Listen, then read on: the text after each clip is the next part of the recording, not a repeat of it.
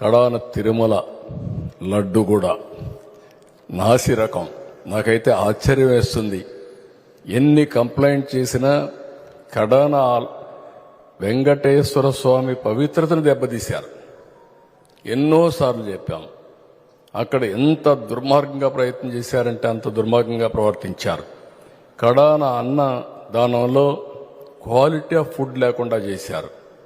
దేవుని దగ్గర పెట్టే ప్రసాదం అపవిత్రం చేసే విధంగా ఓసారి బాధేస్తుంది. నాసి రకమైన ఇంగ్రీడియంట్సే కాకుండా ఎనిమల్ ఫ్యాట్ కూడా వాడారని. ఏది గీకు బదులు ఈరోజు స్వచ్ఛమైన గీ తెమన్నాం, ప్రక్షాళన చేయమన్నాం. నాణ్యత పెరిగింది, ఇంకా కూడా నాణ్యత పెంచుతాం.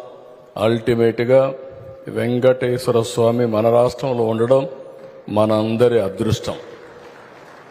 ప్రపంచం అంతా మన దగ్గరికి వచ్చే పరిస్థితికి వచ్చారు. అలాంటప్పుడు వెంకటేశ్వర స్వామి పవిత్రతను కాపాడుకోవాల్సిన బాధ్యత మనందరిపైన ఉంది. ఇది కూడా చేస్తామని చెప్పి కూడా నేను మీకు తెలియజేస్తున్నా.